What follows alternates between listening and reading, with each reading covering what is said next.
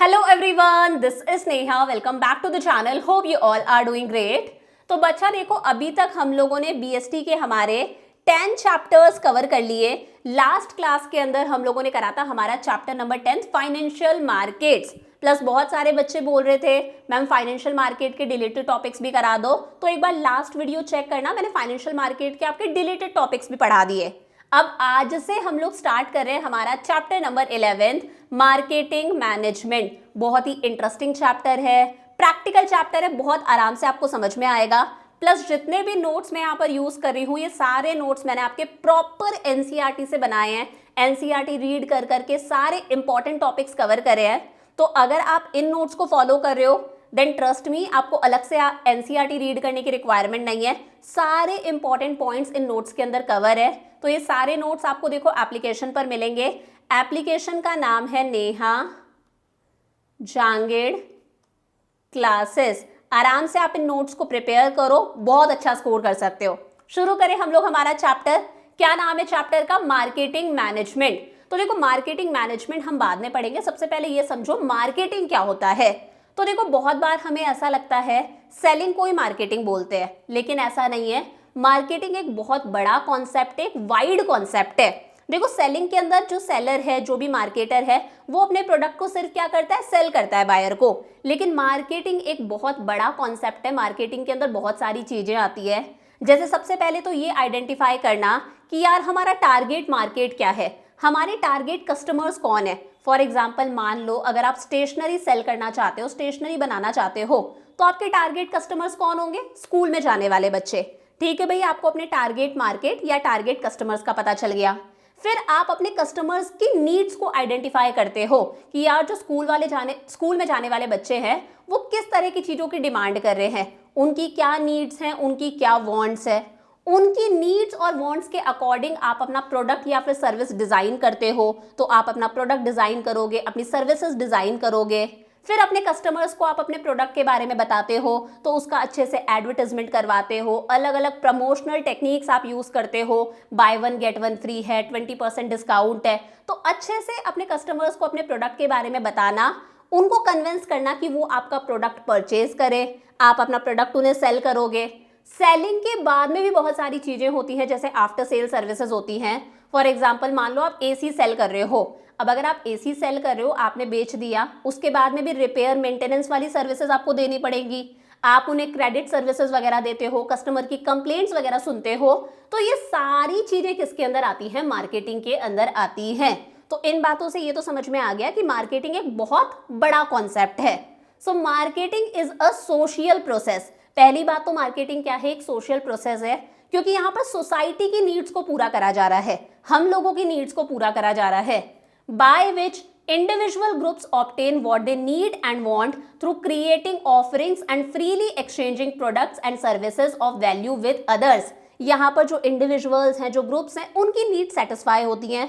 For example, जो buyer है उसे उसके गुड्स और सर्विसेज मिलेंगे, उसे सेटिस्फैक्शन मिलेगा। सेलर को क्या मिलेगा? पैसा मिलेगा। तो यहाँ पर जो सेलर है वो कुछ ना कुछ ऑफर करता है, फिर एक्सचेंज होगा, और एक्सचेंज होके दोनों पार्टीज की नीड सेटिस्फाई हो जाएंगी। इस सोशल प्रोसेस को क्या बोला जाता है? मार्केटिंग। चमका अच्छे से। अब देखो, मार्केटिंग के अंदर होता क्या क्या है, अभी मैंने आपको बताया था। Marketing involves activities such as identification of customers needs.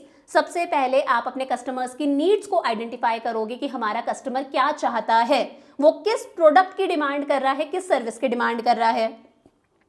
Collection of information for developing product. अब आप अपना प्रोडक्ट अगर डिजाइन करोगे तो उसके लिए इंफॉर्मेशन कलेक्ट करोगे कि यार मार्केट में जो मेरे कॉम्पिटिटर्स है वो इस प्रोडक्ट को किस तरह से बना रहे हैं। तो प्रोडक्ट से रिलेटेड आप सारी इंफॉर्मेशन कलेक्ट करोगे। Designing suitable product package and giving it a brand name. आप अपने प्रोडक्ट की प्रॉपर पैकेजिंग डिजाइन करोगे कि यार हमारे जो प्रोडक्ट का पैकेट है, जो बॉक्स है, जो रैपर है, जो कार्टन है, वो किस तरह से होगा। हम हमारे प्रोडक्ट को क्या ब्रांड नेम देने वाले हैं।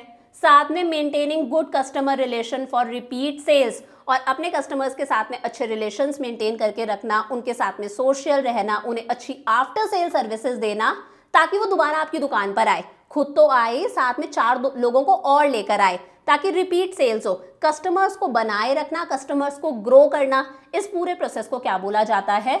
मार्केटिंग। तो देखो हमेशा याद रखना, मार्केटिंग के अंदर हम मानते हैं कस्टमर जो है वो मार्केट का किंग होता है।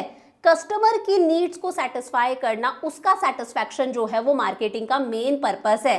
Satisfaction of consumer is the basic purpose of marketing. चमका अच्छे से। अब हम बात करते हैं मार्केटिंग के फीचर्स की, कि मार्केटिंग के क्या क्या फीचर्स है, यानी कि क्या क्या कैरेक्टरिस्टिक्स है। तो पहला है नीड्स एंड वांट्स, ये अभी हम लोगों ने देखा था। मार्केटर का यानी कि जो प्रोड्यूसर है, जो भी सेलर है, उसका मेन काम है कस्टमर्स की नीड्स और वांट्स को सेटिस्फाई करना।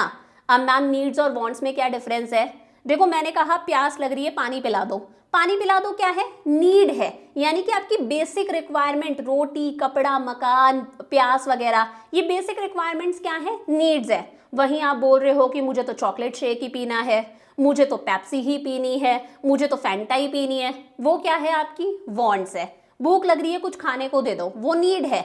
आप अलग से बोल रहे हो मुझे तो यार ये फलाना पिज्जा ही चाहिए, मुझे तो ये बर्गर ही खाना है, वो क्या है? वांट है। तो नीड थोड़ी सी बेसिक होती है, वांट जो होती है वो हल्की सी लग्जरी की तरफ चले जाती है। तो मार्केटिंग के अंदर जो मार्केटर है वो कस्टमर की नीड्स और वांट्स को क्या करता है? सेटिस्फाई करता है। The process of marketing helps individuals and groups in obtaining what they need and want. The focus of marketing process is on satisfaction of the needs and wants of individual and organization. Marketing का main function ही क्या है? अपने customers की needs and wants को satisfy करना। समझ में आया? सेकेंड आता है क्रिएटिंग अ मार्केट ऑफरिंग। अब देखो जो हमारा मार्केटर है वो कस्टमर्स की नीड्स को सेटिस्फाई करने के लिए प्रोडक्ट डिजाइन करेगा, वो सर्विस डिजाइन करेगा, मतलब एक ऑफरिंग क्रिएट कर रहा है। वो कुछ ना कुछ अपने बायर्स को ऑफर करेगा ना, तो वो एक ऑफरिंग क्रिएट कर रहा है। अब ये जो ऑफरिंग है ये पूरा का पूरा एक पैकेज होता है। फॉर एग्जाम्पल मान लो मैं ये माइक लेकर आई, तो ये जो माइक है ये पूरा का पूरा एक कंप्लीट ऑफर है। मुझे इसके अंदर सारी चीजें मिल रही है, मुझे एक केस भी मिल रहा है, मुझे यहाँ पर अगर मान लो मुझे पॉडकास्ट करने हैं तो वहां पर 2 लोग होंगे, तो दोनों लोगों के लिए यहाँ पर रिसीवर भी अवेलेबल है कि दोनों लोग माइक यूज कर सकते हैं। यहाँ पर मुझे प्रॉपर मिल रहा है कि भाई बैटरी बैकअप है इसका 20 आवर्स का, तो एक प्रॉपर कंप्लीट ऑफरिंग है।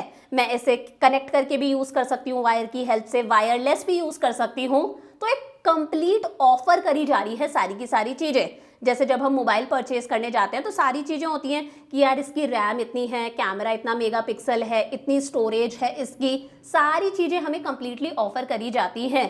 सो market offering refers to a complete offer. हमें कंप्लीट ऑफर करा जाता है, प्रोडक्ट कंप्लीट ऑफर करा जाता है, जिसमें हमें प्रोडक्ट के फीचर्स के बारे में बताया जाता है, उसका क्या साइज है, क्या शेप है, क्या क्वालिटी है, क्वांटिटी कितनी है उसके अंदर। अगर आप मान लो कोई खाने की चीज लेने जा रहे हो तो उसके पीछे इंग्रेडिएंट्स होते हैं, उसका टेस्ट कैसा है, ये किस प्राइस पर अवेलेबल होगा, किस लोकेशन, किस आउटलेट पर अवेलेबल होगा, सारी चीजें वहां पर हमें मेंशन करी जाती हैं। और एक अच्छा मार्केट ऑफर क्या होता है? जो कस्टमर की नीड्स को सेटिस्फाई करे। कस्टमर सेटिस्फैक्शन को दिमाग में रखकर जब आप अपना प्रोडक्ट तैयार कर रहे हो, सर्विस तैयार कर रहे हो, तो वो सबसे अच्छा मार्केट ऑफर है। समझ में आ गया? थर्ड पॉइंट आता है हमारे पास में कस्टमर वैल्यू। बहुत इंपॉर्टेंट बात है। देखो कस्टमर किसी भी चीज के लिए 5 रुपए भी तब देगा जब उसे लग रहा है कि यार अगर मैं 5 रुपए खर्च कर रहा हूं तो इस चीज से मुझे 5 रुपए से ज्यादा सेटिस्फैक्शन मिलेगा। समझ पा रहे हो? आप किसी चीज के लिए तभी पे करोगे जब आपको लग रहा है कि यार जितना मैं पे कर रहा हूं उससे ज्यादा मुझे इस चीज से सेटिस्फैक्शन मिलेगा, बेनिफिट्स मिलेंगे। Customer is ready to give price for the product only if it is perceived to be given greatest benefit or value for the money।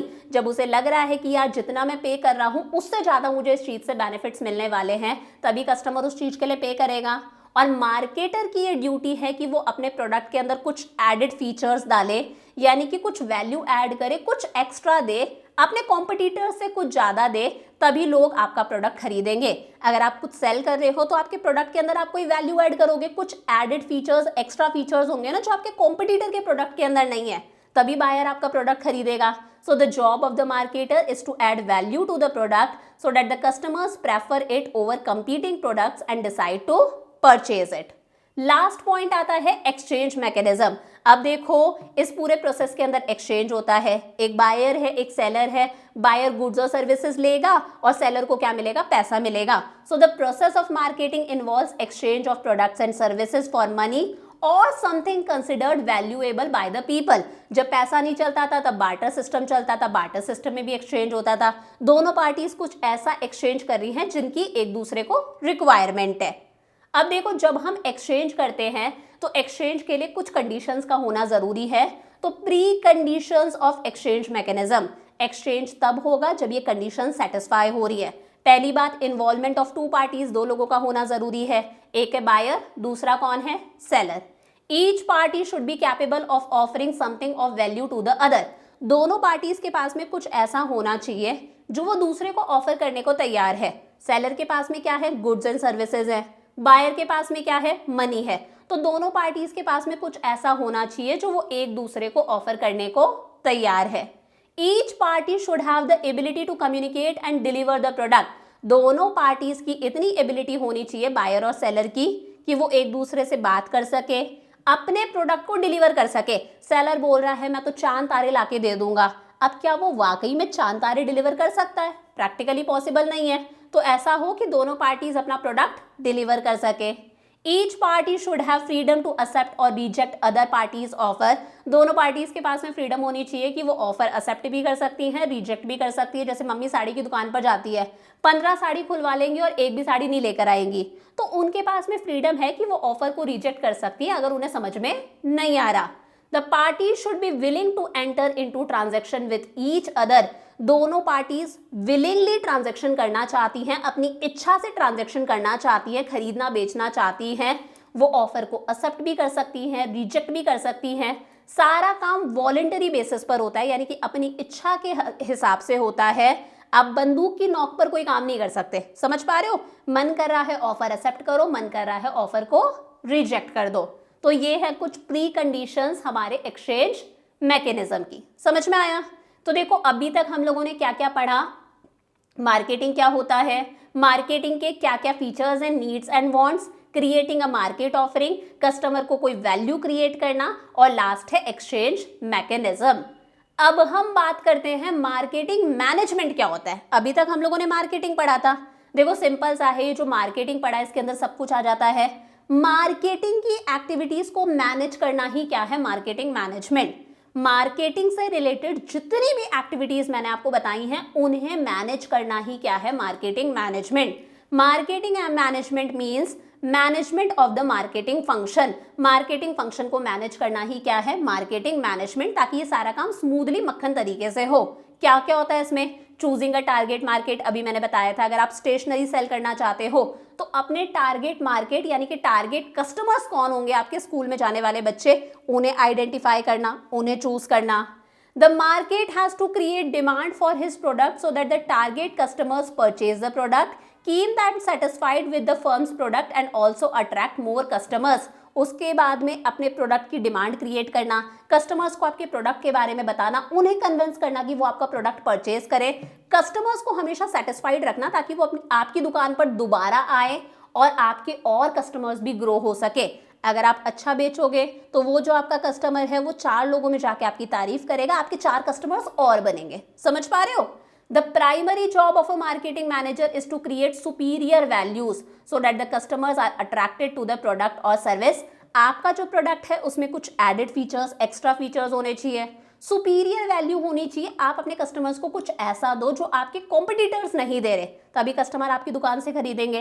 तो ये सारी चीजें किस में आती हैं, मार्केटिंग मैनेजमेंट में। इन सब चीजों को मैनेज करना ही क्या है, मार्केटिंग मैनेजमेंट। अब देखो यहाँ पर आपकी एनसीईआरटी की कुछ इंपॉर्टेंट बातें लिखी हैं। Marketing management involves performance of various functions. अलग अलग फंक्शंस यहाँ पर परफॉर्म करने पड़ते हैं। Analysing and planning the market activities, market से रिलेटेड सारी एक्टिविटीज की प्रॉपर प्लानिंग करना, सारी चीजों को अच्छे से एनालाइज करना, प्रॉपर प्लानिंग करना कि यार हमें क्या बेचना है, कैसे बेचना है, किस तरह से हमारी सेल्स को प्रमोट करना है, सारी चीजें प्रॉपर अपने प्लान्स को इम्प्लीमेंट करना। आपने प्लान कर ली सारी चीजें, अब उस प्लान को एग्जीक्यूट करना, इम्प्लीमेंट करना, और हर चीज को प्रॉपरली कंट्रोल करना ताकि काम आपके प्लान्स के अकॉर्डिंग हो। वही क्या है, marketing management. Marketing management means creating demand. आप अपने प्रोडक्ट की डिमांड को क्रिएट भी करोगे और डिमांड को आप इफेक्टिवली मैनेज भी करोगे। मैम ये चीज समझा दो। डिमांड क्रिएट करना तो मैंने बता दिया, कस्टमर्स को अपने प्रोडक्ट के बारे में बताना।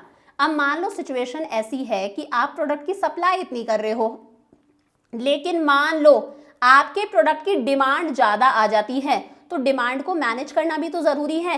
कैसे मैनेज करोगे? हमें पता है सप्लाई कम है, डिमांड ज़्यादा है, तो हम प्रोडक्ट की प्राइस को क्या कर देते हैं, इंक्रीज कर देते हैं, ताकि जो लोग अफोर्ड कर सकते हैं वही परचेज करें। तो अपनी डिमांड को क्रिएट भी करना प्लस डिमांड को इफेक्टिवली मैनेज भी करना, ये सारी चीज़ें किस में आती हैं? मार्केटिंग मैनेजमेंट में। चमका अच्छे से।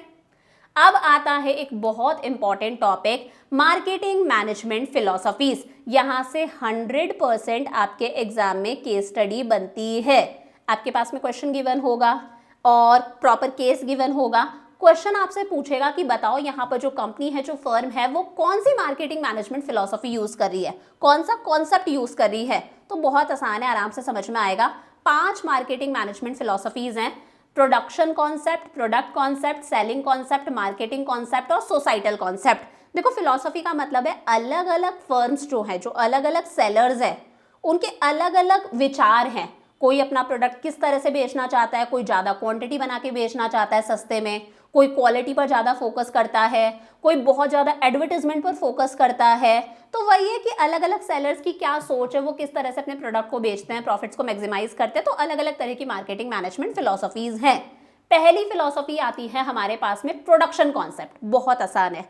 जो फर्म्स प्रोडक्शन कॉन्सेप्ट में बिलीव करती हैं, उनका मानना है कि अगर हम मास प्रोडक्शन करेंगे, यानी कि बहुत ज़्यादा प्रोडक्शन करेंगे, लार्ज स्केल प्रोडक्शन करेंगे, तो हमारी कॉस्ट ऑफ प्रोडक्शन कम आएगी। हमें पता है ना, जब मास प्रोडक्शन होता है, लार्ज स्केल प्रोडक्शन होता है, तो कॉस्ट ऑफ प्रोडक्शन कम आती है।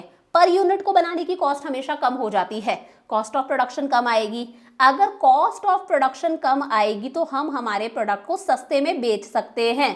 तो ये फर्म्स क्या कहती है कि अगर हमारा प्रोडक्ट सस्ता होगा, यानी कि अफोर्डेबल होगा, प्लस हमारे प्रोडक्ट को हम हर जगह डिस्ट्रीब्यूट कर दे, हर जगह डिस्ट्रीब्यूट कर दे कि हर दुकान पर हमारा सामान मिले, हमारा सामान इजीली अवेलेबल है, तो अपने आप कस्टमर खरीदेगा। समझ पा रहे हो? ये फर्म्स कहती हैं कि अगर हमारा प्रोडक्ट सस्ता होगा, यानी कि अफोर्डेबल होगा, प्लस इजीली अवेलेबल होगा, हर दुकान पर अवेलेबल हो रहा है, तो अपने आप कस्टमर हमारा सामान खरीदेगा और हमारे प्रॉफिट्स मैक्सिमम होंगे। सो companies following production concept focus on mass production. Mass production करती हैं। It is believed that profit could be maximized by producing at large scale, thereby reducing cost of production. ये मानते हैं अगर हम मास प्रोडक्शन करेंगे, large scale पर production करेंगे, तो कॉस्ट ऑफ प्रोडक्शन कम आएगी। कॉस्ट ऑफ प्रोडक्शन कम आएगी तो हम हमारे प्रोडक्ट को सस्ते में बेच सकते हैं। It is assumed that consumers would favor those products which are widely available at an affordable price. इनका मानना है अगर प्रोडक्ट वाइडली अवेलेबल है, हर जगह इजीली अवेलेबल हो जाता है, अफोर्डेबल प्राइस पर अवेलेबल है, तो कस्टमर उसे खरीदेगा। तो मेन फोकस क्या है प्रोडक्शन कॉन्सेप्ट का? लार्ज स्केल प्रोडक्शन करो, कॉस्ट कम आएगी, प्लस आपका डिस्ट्रीब्यूशन इतना अच्छा होना चाहिए कि आपका प्रोडक्ट हर जगह अवेलेबल हो। For example Parle G biscuit हर जगह इजीली अवेलेबल भी है, प्लस अफोर्डेबल भी है। समझ में आ गया? तो यहाँ पर क्वांटिटी पर फोकस करा जा रहा है, सस्ते में बेचो। सेकेंड आता है प्रोडक्ट कॉन्सेप्ट। अब जो प्रोडक्ट कॉन्सेप्ट है वो किस पर फोकस करता है? क्वालिटी पर। किस पर फोकस करता है? क्वालिटी पर। इसे क्वांटिटी से कोई लेना देना नहीं है। इसे लगता है कि अगर हमारे प्रोडक्ट की क्वालिटी अच्छी होगी, हम कुछ एक्स्ट्रा अगर हमारे कस्टमर को दे रहे हैं, हमारे प्रोडक्ट में अगर हम कंटिन्यूअसली क्वालिटी को इम्प्रूव करते हैं, कुछ नया नया ऐड करते जाते हैं, तो अपने आप कस्टमर हमारा प्रोडक्ट खरीदेगा, चाहे हमारा प्रोडक्ट एक्सपेंसिव ही क्यों ना हो। समझ पा रहे हो? फॉर एग्जाम्पल अगर हम एप्पल लैपटॉप्स की बात करें, तो हमें पता है इसकी फंक्शनिंग कितनी अच्छी, कितना फास्ट काम होता है, स्टोरेज वगैरह सारी चीज़ें पता है। तो वही क्या है, अच्छे क्वालिटी का प्रोडक्ट बनाना, चाहे आप उस चीज़ को महंगे में बेच दो। सो companies following product concept focus on quality of product. इनका मेन फोकस क्या है? क्वालिटी पर। The focus of such firms is to bring continuous improvement in the quality. Quality में हर साल कुछ ना कुछ कंटिन्यूअस इंप्रूवमेंट होगा, नए नए फीचर्स प्रोडक्ट के अंदर आएंगे। सो वही प्रोडक्ट इंप्रूवमेंट से अपने आप प्रॉफिट्स मैक्सिमम होंगे। मेन फोकस क्या है? अच्छी क्वालिटी का प्रोडक्ट बेचो, प्रोडक्ट के अंदर एडेड फीचर्स होने चाहिए, क्वालिटी को आप टाइम टू टाइम इंप्रूव करते जाओ। तो मेन फोकस किस पर है? क्वालिटी पर। समझ में आया? प्रोडक्शन कॉन्सेप्ट में क्या है? मास प्रोडक्शन करो, कॉस्ट ऑफ प्रोडक्शन कम आएगी, प्रोडक्ट को सस्ते में बेचो। और यहाँ पर क्या है? प्रोडक्ट की क्वालिटी अच्छी हो, चाहे प्रोडक्ट महंगा हो, कोई फर्क नहीं पड़ता, क्वालिटी अच्छी है, कस्टमर खरीदेगा। थर्ड आता है हमारे पास में सेलिंग कॉन्सेप्ट। अब सेलिंग कॉन्सेप्ट कहता है कि भाई हमें क्वालिटी भी दे रहे हैं हम कस्टमर को, हम कस्टमर को मान लो सस्ते में भी दे रहे हैं, लेकिन जो फर्म सेलिंग कॉन्सेप्ट में बिलीव करती है उनका कहना है हम प्रोडक्ट को तब तक नहीं बेच सकते जब तक हम हमारे कस्टमर को कन्विंस ना कर ले कि तू ये प्रोडक्ट खरीद। मतलब वही गंजे को भी कंगी बेचकर आपको बतानी है। समझ पा रहे हो कि अगर हम कस्टमर को कन्विंस करेंगे, साम दाम दंड भेद सब लगा दो, कैसे भी करके कस्टमर को कन्विंस करना है कि तू ये चीज खरीद, तभी कस्टमर उस चीज को खरीदेगा। तो इनका मानना है जो बनाया है बेचो, जो बना लिया बेचो। कैसे भी आपको बस अपने प्रोडक्ट को बेचना है, आप उसकी ऊट पटांग एडवर्टीजमेंट करवाओ। जैसे अगर आपने टीवी पर वो नापतोल वाले ऐड देखे होंगे तो वो मोबाइल फ़ोन बेच रहे हैं, मोबाइल फ़ोन से अखरोट तोड़ रहे हैं, कभी मोबाइल फ़ोन के ऊपर हैमर को जोर जोर से मार रहे हैं। वो कैसे भी करके अपना प्रोडक्ट बेचना चाहते हैं, साम दाम दंड भेद सब अपना के। So companies following selling concept gives greater importance to attracting and persuading customers to buy the product. यहाँ पर customers को attract करा जाता है, उनके अंदर चाबी भरी जाती है कि तुम ये product खरीदो ही। It is assumed that the customers would not buy or not buy enough unless they are adequately convinced and motivated to do so. इन्हें लगता है कि customer product नहीं खरीदेगा, और अगर खरीद भी रहा है तो इनफ नहीं खरीदेगा जब तक हम उसे कन्विंस ना करें, उसे बताए नहीं कि ये प्रोडक्ट उसे खरीदना चाहिए। तो यहाँ पर एग्रेसिव सेलिंग और प्रमोशनल एफर्ट्स को यूज करा जाता है प्रोडक्ट बेचने के लिए। बहुत ज़्यादा एड्स दिए जाते हैं, पर्सनल सेलिंग भी करी जाती है, डोर टू डोर जाकर भी प्रोडक्ट बेचा जाता है, प्रमोशनल टेक्निक्स यूज करे जाते हैं, by one get one free, discount आप कस्टमर्स को दे रहे हो, फ्री सैंपल्स आप ऑफर कर रहे हो, 1 GB डेटा दे रहे हो। अलग अलग प्रमोशनल टेक्निक्स यूज करी जाती हैं प्रोडक्ट को बेचने के लिए। सो मेन फोकस क्या है? To sell whatever is produced by using intensive promotional techniques. समझ में आ गया? फोर्थ आता है marketing concept. Marketing concept simple सा है कि हमें कस्टमर की नीड्स को सेटिस्फाई करना है। प्रोडक्ट जो बना रहे हो वो कस्टमर की नीड्स के अकॉर्डिंग बनाओ, कस्टमर को आफ्टर सेल सर्विसेज वगैरह दो, उसके साथ में अच्छे रिलेशंस बना के रखो। हमें कस्टमर को सेटिस्फाइड करना है, कस्टमर सेटिस्फैक्शन हमारे लिए सबसे मेन है। अगर कस्टमर सेटिस्फाइड है तो अपने आप हमारे प्रॉफिट्स इंक्रीज होंगे। So it implies that focus on customers needs is the key to the success of any organisation. अगर हम कस्टमर की नीड्स को पूरा कर रहे हैं, कस्टमर सेटिस्फाइड है, तो अपने आप ऑर्गेनाइजेशन सक्सेस हासिल करेगा। All the decisions in the firms are taken from the point of view of the customer. सारे डिसीजन कस्टमर के अकॉर्डिंग दिए जाते हैं।